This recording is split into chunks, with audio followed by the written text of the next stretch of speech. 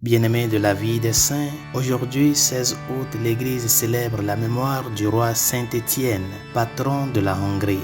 Fils de Géisa, quatrième duc de Hongrois, et de Sarboth, son épouse, tous deux récemment convertis au christianisme, Saint-Étienne naquit en 977 à Groin, alors capitale de la Hongrie. Après avoir reçu une éducation chrétienne auprès de Saint Adalbert, évêque de Prague, et de Théodate, un vertueux comte italien, il succède à son père à la mort de celui-ci en 997.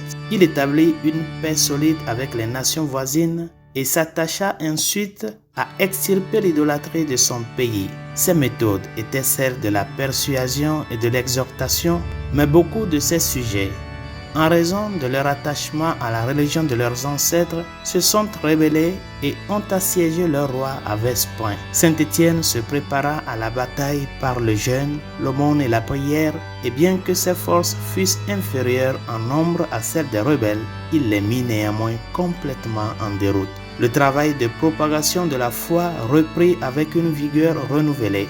Des églises, des monastères et des évêchés furent fondés et le roi envoya une ambassade à Rome pour obtenir du pape Sylvestre II la confirmation de ses fondations.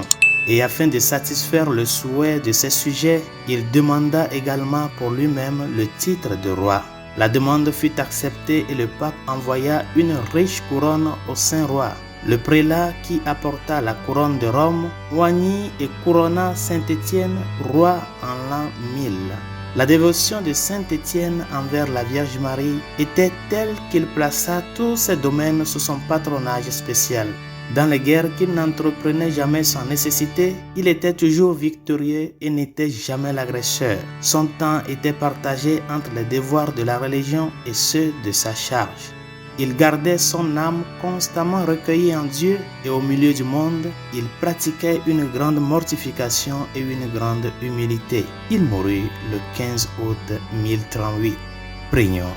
Dieu Tout-Puissant, ton Église a prospéré grâce aux efforts de Saint-Étienne lorsqu'il régna sur la terre.